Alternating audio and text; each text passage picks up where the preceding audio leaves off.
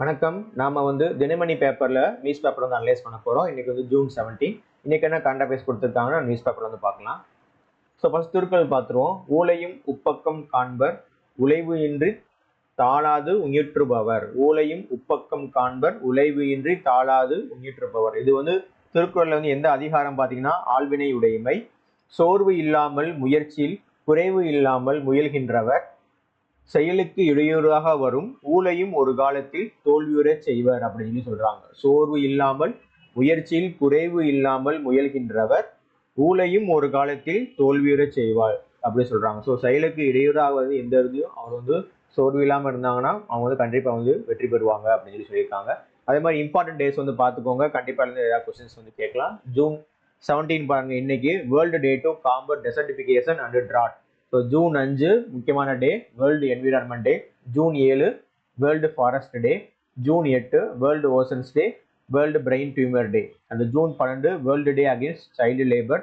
June 14 world blood donor day. June 15 father's day. அதே மாதிரி world elder abuse awareness day. அப்புறம் குரு அர்ஜுன் தேவ் அவங்களோட birthday day இருக்குது ஜூன் 16. அடுத்து ஜூன் 19 பாருங்க, world sickle cell awareness day. June 20 world refugee day. June 21 international yoga day. World music டேன்னு கொடுத்துருக்காங்க. So June 23 international Olympic day, united nation public service day. அப்புறம் June 26 international day against drug abuse and illicit trafficking, international day in support of victims of torture. சரிங்களா? So இன்னைக்கு headlines பார்த்துருவோம். தமிழகம் முழுவதும் 10,000 சேவை முகாம்கள் அப்படின்னு சொல்லி கொடுத்துருக்காங்க. முதல்வர் மு.க. ஸ்டாலின் அறிவிப்பு அப்படின்னு சொல்லியிருக்காங்க. தஞ்சாவூரில் நடந்த ஒரு ஃபங்க்ஷன்ல இந்த மாதிரி பேசியிருக்காங்க. அரசின் சேவைகள் மக்கள் தங்கள் பகுதியிலே பெறும் வகையில் ஜூலை 15ஆம் தேதி முதல் தமிழ்நாடு முழுவதும் 10,000 முகாம்கள் நடத்தப்படும் அப்படின்னு சொல்லியிருக்காங்க. அது மட்டும் இல்லாமல் தஞ்சாவூர்ல நிறைய திட்டங்கள் அறிவிச்சிருக்காங்க. அதில் தமிழ்நாட்டு வரலாற்றிலேயே முதல் முறையாக டெல்டா அல்லாத மற்ற மாவட்டங்களில் நெல் பயிர் சாகுபடி செய்யும் விவசாயிகளுக்கு பயன்பெறும் வகையில் ரூபாய் 132.17 கோடி ஒதுக்கீடுல கார் குறுவை சொர்ணவரி பருவத்துக்கான சிறப்பு தொகுப்பு திட்டம் உழவர்களின் நலனுக்காக தொடங்கப்பட்டுள்ளது அப்படின்னு சொல்லியிருக்காங்க. கார் குறுவை சொர்ணவரி பருவம். ஸோ இந்த பருவம் எந்தெந்த மாதங்கள்ல வருது அப்படின்னு சொல்லி எல்லாம் பார்த்து வச்சுக்கோங்க. கார் குறுவை சொர்ணவரி அந்த பருவத்துக்காக ஒரு சிறப்பு தொகுப்பு திட்டம் அது கொடுத்துருக்காங்க. அடுத்து மகளிர் உரிமை தொகைக்கு ஜூலை 15ஆம் தேதி முதல் மனு அப்படின்னு சொல்லி கொடுத்துருக்காங்க. மக்களின் குறைகளை தீர்க்க ஜூலை 15ஆம் தேதி முதல் தமிழ்நாடு முழுவதும் உங்களுடன் ஸ்டாலின் முகாம்கள் நடத்தப்படும். இப்ப ஜூலை 15ஆம் தேதி என்ன நடக்க போகுது, உங்களுடன் ஸ்டாலின் அந்த முகாம் கண்டக்ட் பண்ண போறாங்க. ஸோ நல்லா டேட் ஞாபகம் வச்சுக்கோங்க. ஜூலை 15 உங்களுடன் ஸ்டாலின் அந்த திட்டத்துல முகாம்கள் நடத்த போறாங்க. மக்களோட குறைகள் டேட்டாவே சொல்லிடுவாங்க, அதை சால்வ் பண்ணி கொடுப்பாங்க.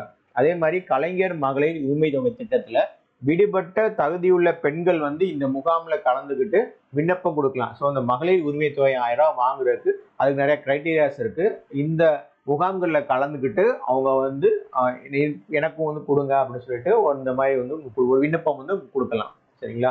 அடுத்த நியூஸ் பாருங்க. நாட்டின் பாதுகாப்பு முன்னேற்றத்துக்கு முக்கியத்துவம் குடியரசு துணைத் தலைவர் ஜெகதீப் தாங்கர் பேசியிருக்காங்க. இந்த ஆர்டிக்கிள் என்ன தெரிஞ்சுக்கலாம்னா, குடியரசு துணைத் தலைவர் யாரு? ஜெகதீப் தாங்கர். புதுச்சேரியோட துணைநிலை ஆளுநர் யாரு?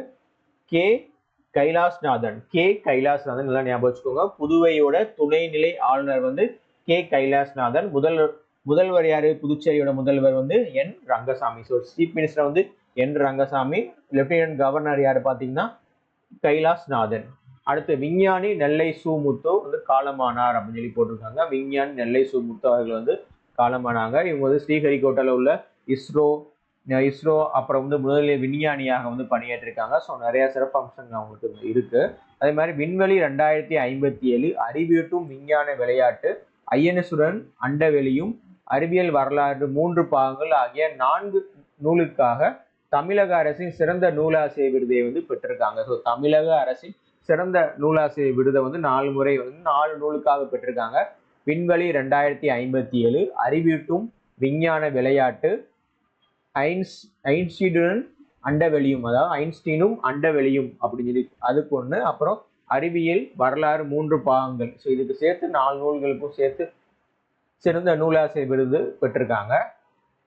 அடுத்து ஒரு ஆட் பார்த்துக்கோம். மதுரை ஐஏஎஸ் அகாடமியில் டிஎன்பிஎஸ்சி குரூப் 1 குரூப் 2A 2 அப்புறம் குரூப் 4 பிஏஓ எஸ்ஐபிசி இது எல்லாத்துக்கும் சேர்த்து பாஸ் பண்ற வரைக்கும் உங்களுக்கு நம்ம கோச்சிங் கொடுக்க போறோம். ஃபீஸ் வந்து 15,000 மட்டும்தான். ஸோ 15,000க்கு நீங்க பாஸ் ஆகிற வரைக்கும் இந்த 5 கோர்சஸ் வந்து மதுரை ஐஏஎஸ் அகாடமில இருந்து கோச்சிங் கொடுக்க போறோம். நீங்க பாஸ் பண்ற வரைக்கும் ஒரே கட்டணத்தை வந்து படிச்சுக்கலாம். சரிங்களா? அடுத்து சரஸ்வதி மகால் நூலகத்துக்கு கூடுதல் மானியம் அப்படின்னு சொல்லி முதல்வர் வந்து சொல்லியிருக்காங்க.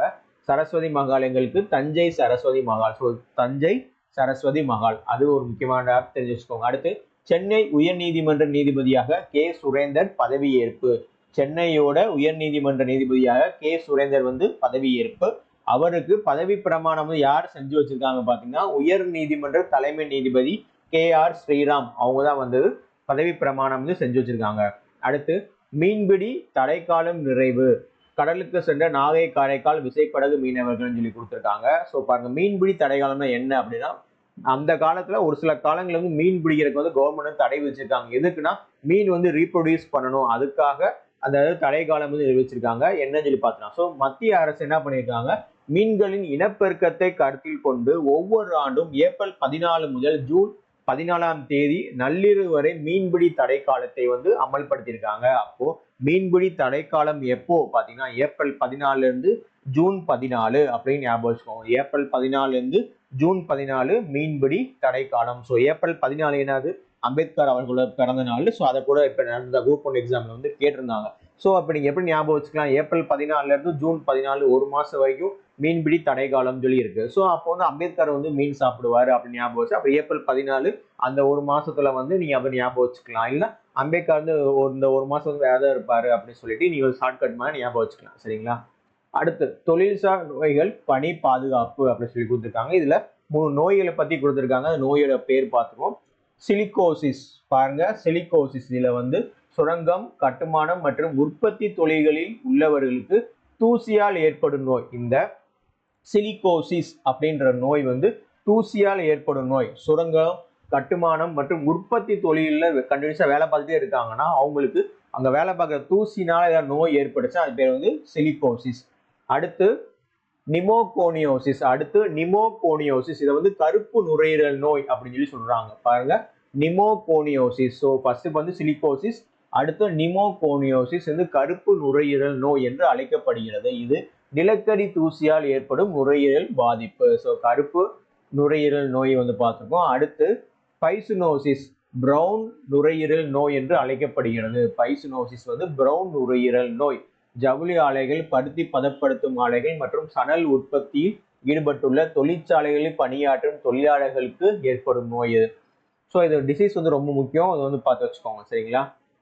ஸோ ஓகே, இப்போ நடந்து வந்த டிஎன்பிஎஸ்சி குரூப் 1 எக்ஸாம்ஸில் வந்து பார்த்தீங்கன்னா நம்ம ஸ்டூடெண்ட் சித்தார்த் வந்து குரூப் இதுக்கு முன்னாடி அவர் வந்து வருஷம் எல்லா எக்ஸாம்ஸ் வந்து கிளியர் பண்ணியிருந்தாரு. குரூப் 2 கிளியர் பண்ணாரு, குரூப் 4 கிளியர் பண்ணாங்க, அப்புறம் அசிஸ்டன்ட் ஜெயிலர் வந்து கிளியர் பண்ணாங்க. ஸோ இப்போ வந்து குரூப் 1ல இந்த போஸ்ட் வந்து கிளியர் பண்ணியிருக்காங்க. ஸோ நெக்ஸ்ட் வந்து யூபிஎஸ்சி வந்து ப்ரூவ் பண்ணிட்டு இருக்காங்க. ஸோ கண்டிப்பாக கிளியர் பண்ணியிருப்பாங்க.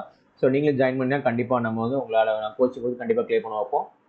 ஓகே, அடுத்த நியூஸ் பார்ப்போம். விரைவில் உலகின் 3வது மிகப்பெரிய பொருளாதார நாடாக இந்தியா அப்படின்னு சொல்லியிருக்காங்க. பிரதமர் மோடி வந்து நம்பிக்கை அப்படின்னு சொல்லியிருக்காங்க. ஸோ இந்தியா இப்போதைக்கு கரண்டா வந்து 5வது மிகப்பெரிய பொருளாதார நாடாக இருக்கு. அது வந்து இன்னும் கொஞ்சம் காலத்துல 3வது பொருளாதார நாடாக வந்து மாறிடும் அப்படின்னு சொல்லியிருக்காங்க. உலகின் 3வது மிகப்பெரிய பொருளாதார நாடாக அடுத்த சில ஆண்டுகளில் இந்தியா உருவெடுக்கும் அப்படின்னு சொல்லிட்டு பிரதமர் மோடி அவர்கள் வந்து நம்பிக்கையை வந்து தெரிவிச்சிருக்காங்க. ஸோ பிரசன்ட்ல இன்னும் இந்தியா வந்து 5வது ரேங்க்ல இருக்கு. புதிய கண்டுபிடிப்புகள், எண்ம புரட்சி, புத்தாக்க நிறுவனங்கள் மற்றும் நவீன உள்கட்டமைப்பு மேம்பாடுகளுக்கு வந்து நம்ம வந்து முன்னுரிமை வந்து கொடுத்துட்டு இருக்கோம். அதே மாதிரி பிரதமர் மோடிக்கு சிப்ரஸ் நாட்டின் உயரிய விருது. எப்படி இந்தியா நாட்டில் வந்து மிக உயரிய விருது, குடிமகனுக்கு கொடுக்க மிக உயரிய விருது இந்தியாவில் பார்த்தீங்கன்னா ஹையஸ்ட் சிவிலியன் அவார்டு சொல்லி நம்ம பாரத் ரத்னா கொடுப்போம். அதே மாதிரி ஒவ்வொரு நாடுகளும் அந்த மாதிரி உயர்ந்த குடிமகனுக்காக கொடுக்க விருது அதை சொல்றாங்க. ஸோ அதே மாதிரி சிப்ரஸ் நாட்டின் மிக உயரிய விருதான அந்த பாரத் ரத்னா விருது மாதிரி அந்த விருதை வந்து பிரதமர் மோடி அவர்களுக்கு வந்து கொடுத்துருக்காங்க. அது பார்த்தோம்னா grand cross of the order of the Makarios அப்படின்னு அந்த விருதை வந்து கொடுத்துருக்காங்க. மகோரியோஸ் அந்த விருதை வந்து கொடுத்துருக்காங்க. அதே பிரதமர் மோடி அவர்கள் கிட்டத்தட்ட 40 நாடுகளுக்கு மேல வந்து இந்த மாதிரி சிறந்த குடிமகன் விருதை வாங்கியிருக்காங்க. அந்த லிஸ்ட்டை வந்து பார்த்து வச்சுக்கோங்க. சரிங்களா? அடுத்து 2027 மக்கள் தொகை கணக்கெடுப்பு மத்திய அரசு அறிவிக்கை வெளியீடு அப்படின்னு சொல்லியிருக்காங்க. 2027 சென்சஸ் வந்து எடுக்க போறாங்க. பொதுவாக சென்சஸ் வந்து 10 வருஷத்துக்கு வந்து எடுப்பாங்க. நம்ம கடைசியா 2011 தான் சென்சஸ் வந்து ரிலீஸ் ஆச்சு. அதுக்கப்புறம் நம்ம வந்து சென்சஸ் வந்து எடுக்கவே இல்லை. ஸோ இப்போ எடுக்க போற சென்சஸ் சொல்லி எத்தனாவது பார்ப்போம். இது வரைக்கும் 15 சென்சஸ் முடிஞ்சிருச்சு. ஸோ 2027 இருந்து 16வது சென்சஸ் வந்து ஸ்டார்ட் பண்ண போறோம் அப்படின்னு சொல்லியிருக்காங்க. நாட்டில் கடைசியாக கடந்த 2011ஆம் ஆண்டு மக்கள் தொகை கணக்கெடுப்பு நடத்தப்பட்ட நிலையில் 16 ஆண்டுகளுக்கு பிறகு மீண்டும் நடத்தப்பட இருக்கிறது.